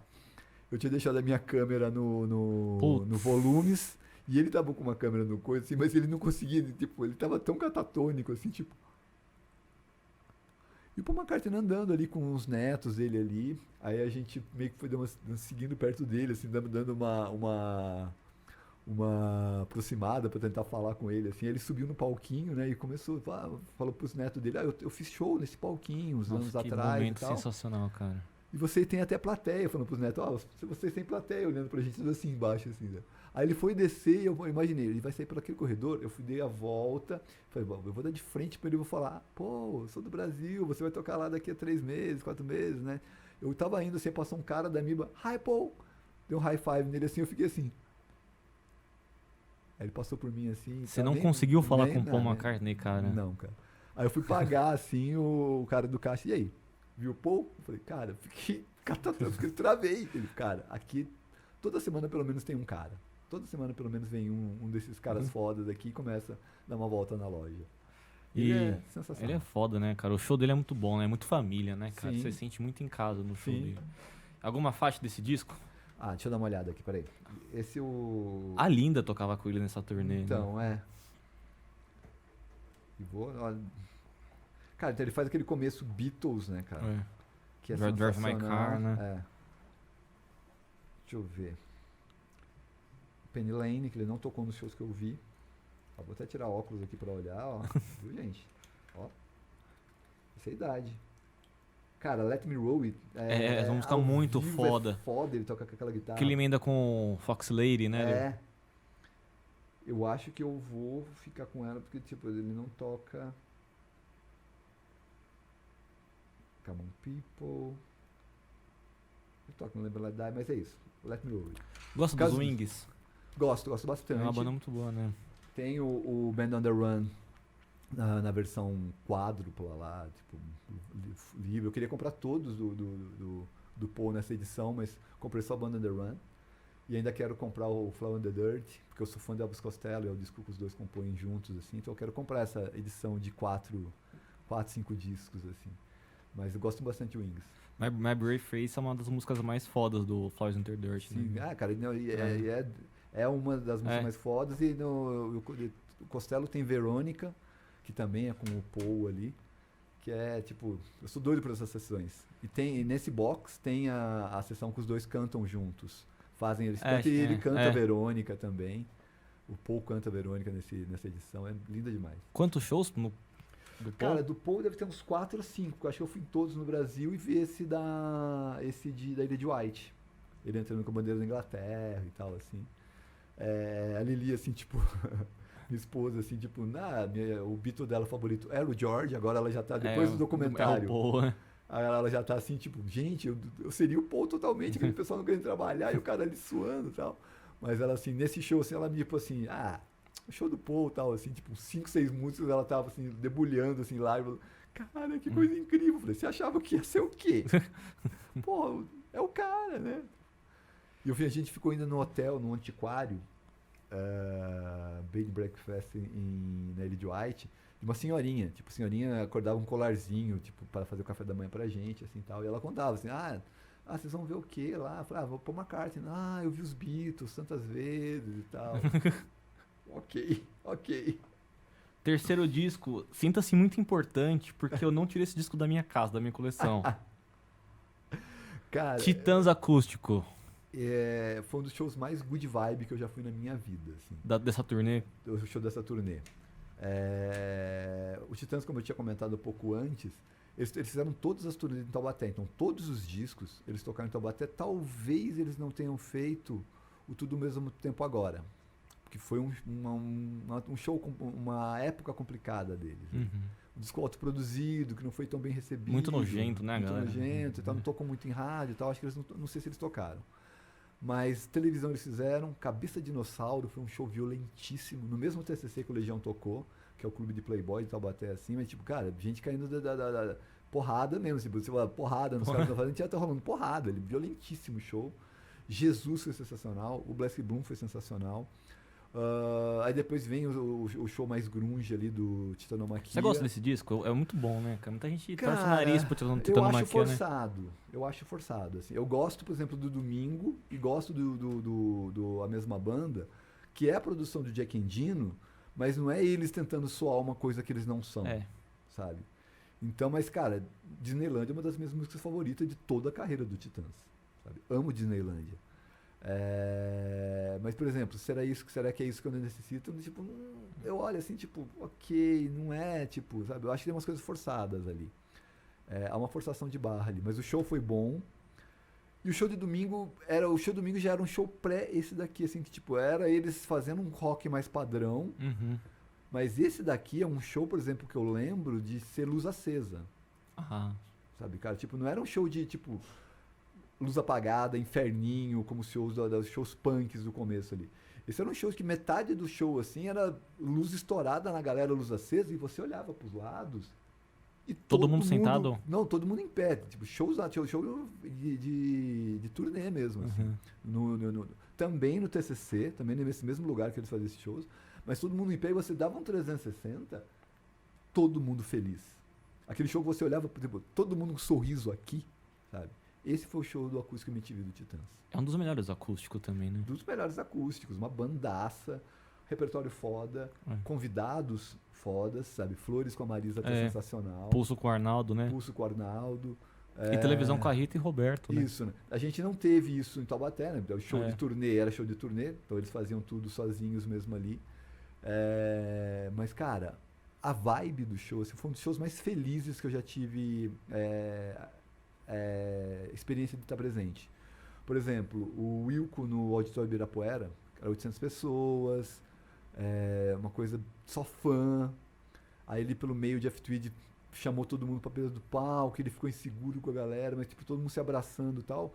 Mas ainda assim, é um repertório de músicas doloridas, que machucam, assim. Então, tipo, não é um show que você se sente tão à vontade. Você canta, extravasa, mas, tipo, é um show dolorido, assim. Esse aqui não tem nada de dolorido. Isso aqui, tipo, era, cara, um show pra você rir o show inteiro, tipo, mesmo pro Urso, que é uma música super cômica, assim, ou Lugar Nenhum. Tem Lugar Nenhum aqui? Não, tem, né? não. Mas, tipo, tem naquele volume 2 o Lugar Nenhum, que é um outro acústico, isso, né? O Cegos Castelo, que é maravilhosa. Nem 5 Minutos Guardados. Eu gosto muito das inéditas desse disco aqui, cara. Bichos e Polícia, que são vinhetas, né, cara? Tipo, não era nem pra cantar, mas... Tem o Jimmy Cliff, né, com Querem Meu Sangue. Sim. Cara, é demais. Eu tenho uma memória muito boa. E eu gosto muito desse Acústico 2 também. Tem o tiroteio na primeira música, né? Não, Sonífera. Eles abrem com Sonífera Ilha, aquele disco. É? Eu não aguento. É isso, É do Domingo, Não Aguento, né? Eu não aguento, eu tô confundindo as coisas, tá vendo? Idade. O Nando Reis, ele, no canal dele, ele conta disco por disco, a história, tudo. É muito legal, com os Titãs, né? Conta os bastidores, a gravação, é bem legal. É um grande cara. E o que você acha do Branco, do Brito e do Belotto, que ainda forçando a barra com a banda? Você acha que já deu? Então, Só tem 3, né? Tipo, eles eram em 8, né? Mas o grande problema, entre aspas, assim, é que eles eram 8. É. Porque Power Trio tem um monte por aí. É. Né? Então, tipo, ninguém fica falando dos outros Power Trio, assim, ou do tipo, sei lá. Paralamas, né?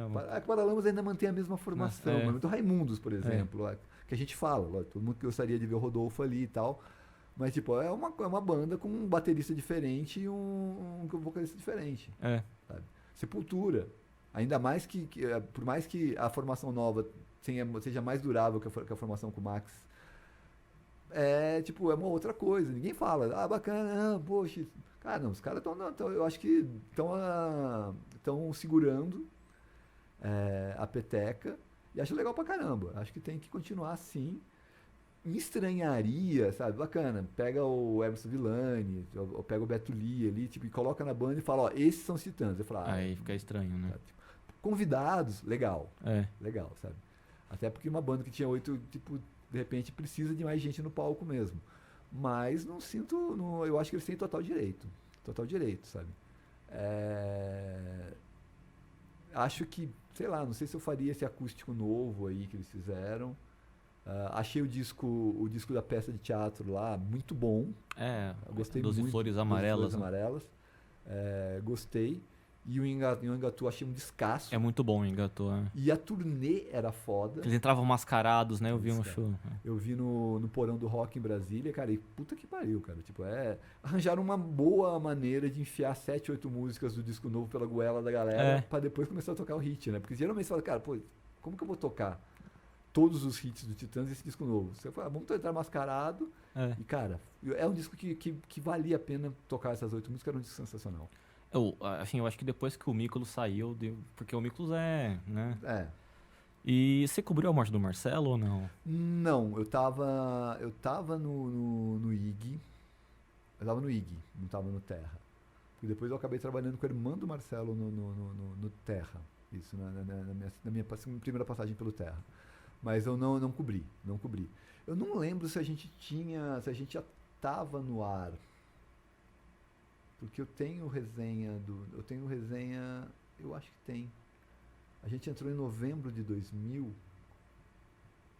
Não lembro, eu tenho que ver assim, mas eu não cheguei a cobrir, assim. A gente acabou de entrevistar o Jack Endino, né, o Luiz Mazeto, e ele conta umas curiosidades disso. Ele fala, poxa, o disco que ele mais gosta de Titãs é a melhor banda. E ele fala que foi muito difícil gravar, porque eles iam entrar em estúdio e o Marcelo morreu, então teve toda a coisa de velório.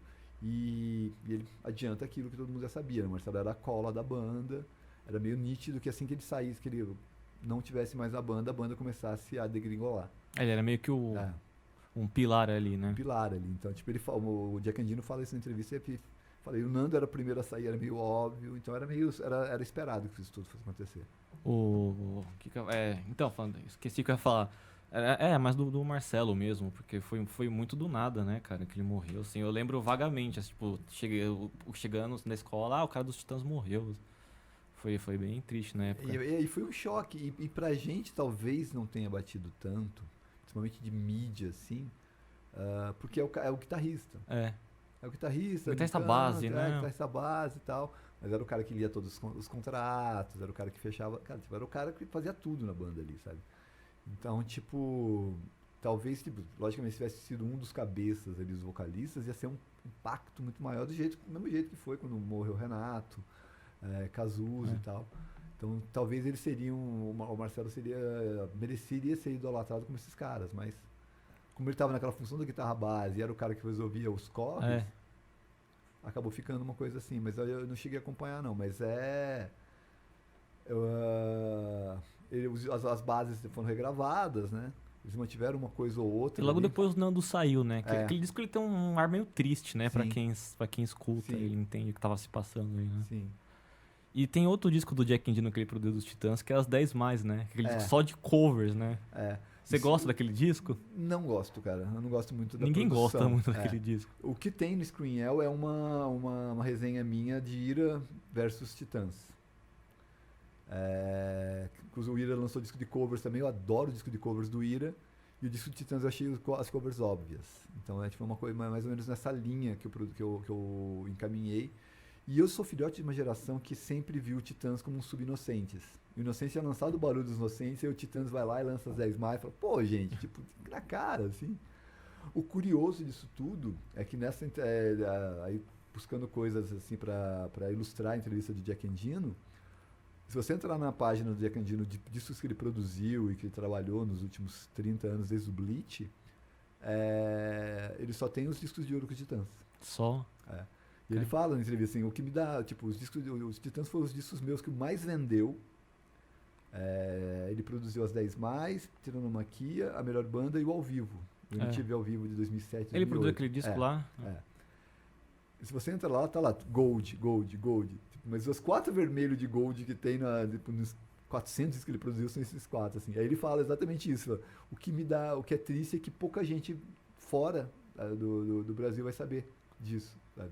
Que todo mundo lá sabe, e é legal pra caramba e tal, mas que, tipo, todo mundo que me conhece pelo Nirvana, por exemplo, pouca gente sabe que eu ganhei esse disco de ouro, coisa. E ele ganhou com o Nando agora, ele ganhou o Grammy Latino. E ele chegou a produzir um dos discos do Nando da carreira solo, né? O Pomar, Pomar alguma coisa. Letra A, não é? O Letra A eu não sei. O Letra A tem o Barrett Martin, que é o baterista do Screamon Trees, que é parceiro do Jack Endino também. Mas ele produziu esse Pomar, o último agora, que ele ganhou o Grammy Latino. Ou seja, o Jack Endino tem um Grammy pelo Nando Reis. E da carreira dos Titãs solo, qual é a sua favorita? Poxa, eu gosto muito do primeiro do Miklos. Gosto muito do primeiro do Nando também, do 12 de janeiro. Mas acho que é o Arnaldo. Arnaldo? O Arnaldo. Assim, eu tava na biblioteca do Parque Vila Lobos, pegando uns livros infantis pro meu filho.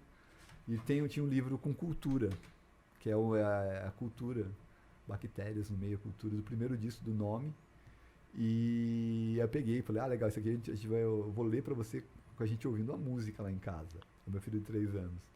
Porque, tipo, eu gosto muito do Nome, é um disco muito difícil, porque é um disco que tem várias intervenções, ainda que tenha muito Alta complicado Noite. as letras do Arnaldo, né? Mas tem Alta Noite com a Marisa Monte ali, a primeira versão da Noite antes de sair no disco da Marisa. E os sequentes eu gosto bastante também, acho que o Arnaldo é o meu favorito, assim. Tem as coisas do Sérgio Brito, e eu acho que da leva de discos fora do Titãs, talvez o Sérgio Brito seja o que eu menos seja próximo. Eu tenho os discos, mas não Aquele consigo... Pura Bossa Nova é muito bom, aquele lançou, né? eu tenho, mas não me bate tanto assim. Ele fez um último agora que tinha uma cover uma cover latina, que eu gostei bastante, mas tipo, ainda não é tanto assim. Já o primeiro do Paulo Miklos, A Mesma Cidade, é um disco que eu adoro inteiro, eu gosto da sonoridade assim dele. E os discos do Arnaldo eu gosto praticamente todos, assim. O seu é o Beatle Titã favorito. É o meu Titã favorito. E tem o Kleiderman, que é... Kleiderman é muito foda, né? Muito foda. Quando a gente fez o Magnéticos 90 no Prata da Casa, não foi Prata da Casa, ali foi um festival que a gente fez, né, que eu fiz a curadoria em cima do livro do Gabriel Tomás. E a gente vendeu a ideia para eles com o show do Kleiderman. Tipo, bacana, a gente quer reunir bandas que lançaram demo, fita demo. Né? Aí era o Kleiderman, que a fita deles era Richard Kleiderman, Autoramas. Eu queria ter feito video hits também, mas acabou não rolando. Graforreia, o próprio Autoramas. Lirocoi ou não? O Lirocoi a gente tinha feito no Sesc Santo Amaro. E aí tinha umas tretas ali internas ali, tipo, a gente achou melhor fazer o Autoramas mesmo. Porque também a passagem do Lirocoi pro Autoramas é uma fita demo, né? Então a gente acabou fazendo. E aí a gente fez, eu fui conversar com o Kleiderman, com os Titãs, só que eles estavam exatamente gravando o disco a Ópera Rock. Sim. Ele falou, cara, a gente não consegue fazer as duas coisas ao mesmo tempo, porque a gente vai ter... Era na primeira época que já tinha uma pré-agenda da Ópera Rock, eles iam apresentar 6 shows no próprio Sesc Pompeia. E assim, puxa, gente, mas tipo, vocês aí, né, tipo, o cara falou, não é problema nem a Roberta, a gente até consegue trazer a Roberta. Ela sumiu, né, essa baterista. Né? A gente até consegue trazer ela, assim, mas cara, o problema é a agenda. Pra essa data que vocês vão fazer, assim, primeiro semestre de 2017, 2018, a gente não consegue. Eu falei, puxa... Outras oportunidades virão, né? Tomara, cara, tomara. Marcelão, a gente tá chegando ao fim aqui, cara, mas eu quero agradecer por você ter topado, obrigado por ter vindo aqui. Foi um papo muito legal, cara. Espero que você tenha gostado. Poxa, conversar sobre música, cara, a gente fica a tarde inteira aqui, ó. É, ainda vamos marcar outro papo pra gente tomar uma e falar mais sobre Aí música, sim, cara. Sim, eu devia ter trazido uma cerveja pra É. gente beber aqui, cara, ó. E, cara, se divulga, usa esse espaço aí pra você divulgar suas coisas, seus trabalhos. Bacana. Cara, o CERN é o Screenel, né? Screenel é Twitter, é Instagram e Facebook. E ali eu concentro todas as informações do site, né? Eu tenho escrito um pouco menos do que eu escrevia, porque eu tô com um número de colaboradores muito bom, gente muito foda, sabe? O Mazeto, o Tissol, o Renan Guerra, o Bruno Lisboa, o Pedro Salgado em Portugal. Tem muita gente legal, assim. E hoje em dia a gente está com a Faro. É uma aliança de 10 sites, 11 sites de 10 países. A Espanha tem 2 sites que dividem lá. O próximo lançamento do Screenel, inclusive, que vai ser o Unan Todo, é um EP de 5 faixas, com 5 artistas brasileiros, com 5 artistas de países. Vai sair nas plataformas? Vai sair nas plataformas. A gente vai lançar o primeiro single agora na sexta-feira. The Howlis com a Parrua, que é a Paulina Sotomayor do México. Uma artista incrível. O EP sai em maio. A gente vai lançar 3 singles até antes.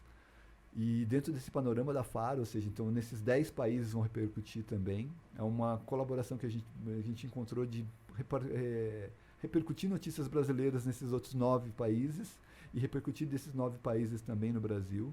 Uma aproximação com a América Latina aqui pra gente é uma das principais coisas do site hoje em dia. Mas todo dia tem coisa nova lá e coisas bem legais, assim, cinema, literatura, música. Geralmente fora da caixinha. Essa entrevista de Jack Endino diz muito isso, sabe? Tipo, é uma entrevista sensacional, assim, de 9, 10 páginas, assim. Então, tipo, é uma coisa muito bacana, bem completa.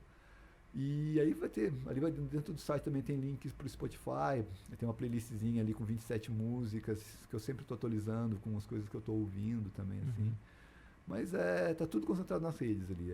Acompanhando qualquer uma das redes, vai chegar a informação de coisas novas do site. Maravilha. Então é isso, galera. Gostaram do vídeo? Aperta aquele botãozinho do like, se inscrevam no canal, que é muito importante. Quer dar uma ajudada, colaborar com o canal? Então, o link do Pix está aqui na descrição. E é isso. Semana que vem a gente volta. Falou, valeu!